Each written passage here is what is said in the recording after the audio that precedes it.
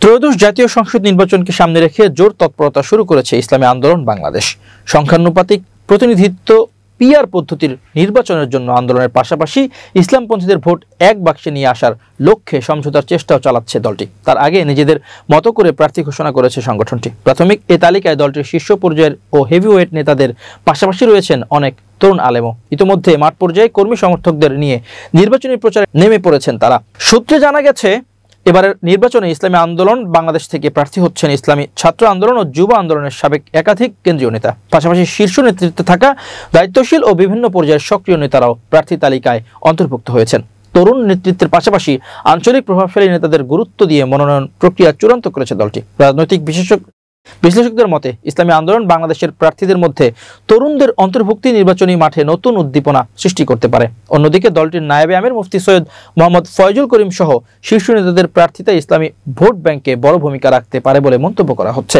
দলীয় নেতারা জানান, ইসলামী আন্দোলন বাংলাদেশ শুধু নির্বাচনে অংশগ্রহণ নয়, জনগণের কাছে বিকল্প শক্তি হিসেবে নিজেদের উপস্থাপন করতে চায়। এজন্য তৃণমূলে ধারাবাহিক গণসংযোগ, জনসভা ও বিভিন্ন কর্মসূচি চালিয়ে যাচ্ছে দলটি। জানা গেছে, ঢাকা, চট্টগ্রাম, বরিশাল, কুমিল্লা, খুলনা ও সিলেট সহ বিভিন্ন বিভাগের সম্ভাব্য প্রার্থীদের সঙ্গে একান্তভাবে সাক্ষাৎ করেন দলটির কেন্দ্রীয় নেতারা। এরপর প্রতি আসনে একজন করে মোট ৩০০ প্রার্থী চূড়ান্ত করেছে তারা। ইসলামী আন্দোলন বাংলাদেশের মহাসচিব অধ্যক্ষ ইউনুস আহমেদ যুগান্তরকে জানান, আমরা ইতোমধ্যে ২ ধাপের সাক্ষাৎকার শেষ করে সব মিলিয়ে ৩০০ আসনের প্রার্থী তালিকা চূড়ান্ত করেছি। ইসলামী আন্দোলন বাংলাদেশের নির্বাচন ব্যবস্থা ও রাজনৈতিক সংস্কারকে সর্বোচ্চ গুরুত্ব দিচ্ছে।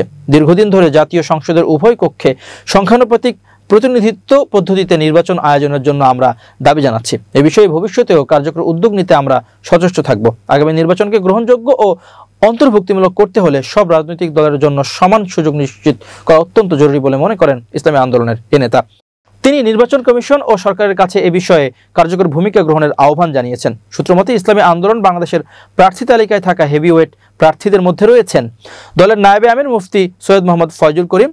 তিনি প্রার্থী হচ্ছেন বরিশাল ৫ আসন থেকে। মহাসচিব অধ্যক্ষ মাওলানা ইউনুস আহমদ, খুলনা ৪। প্রেসিডেন্ট সদস্য মাওলানা সৈয়দ মোসাদ্দেক বিল্লাহ আল মাদানী, ঢাকা ৪। যুগ্ম মহাসচিব গাজী আতাউল রহমান, গাজীপুর ৫।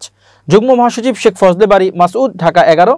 যুগ্ম মহাসচিব ইঞ্জিনিয়ার আশরাফুল আলম, কুমিল্লা ২। সহকারী মহাসচিব মাওলানা আহমদ আব্দুল কাইয়ুম, কুমিল্লা ৩। দলের নায়েবে আমির মাওলানা আব্দুল আউয়াল, খুলনা ৩। কেন্দ্রীয় শ্রম বিষয়ক সম্পাদক আব্দুর রহমান, ঢাকা ৭ আসন। মুফতি সৈয়দ এসাক মোহাম্মদ আবুল খায়ের, বরিশাল ৪। প্রেসিডিয়াম সদস্য অধ্যাপক মাহবুবুর রহমান, ব্রাহ্মণবাড়িয়া ৫। ময়মনসিংহ বিভাগীয় সাংগঠনিক সম্পাদক GM রুহুল আমিন, গাজীপুর ১। সহকারী মহাসচিব KM আতিকুর রহমান, মুন্সিগঞ্জ ১। রংপুর বিভাগীয় সাংগঠনিক সম্পাদক অধ্যক্ষ মাওলানা অ্যাডভোকেট M হাসিবুল ইসলাম, নীলফামারী ৪ ও মুফতি নুরুল বশর আজিজি, কক্সবাজার ৪ আসনে প্রার্থী হচ্ছেন। শাহ ইফতেখার তারিক, ঢাকা ৯। মাওলানা নেসিরউদ্দিন, বরিশাল ২। মুফতি রেজাউল করিম আবরার, সিলেট ৫।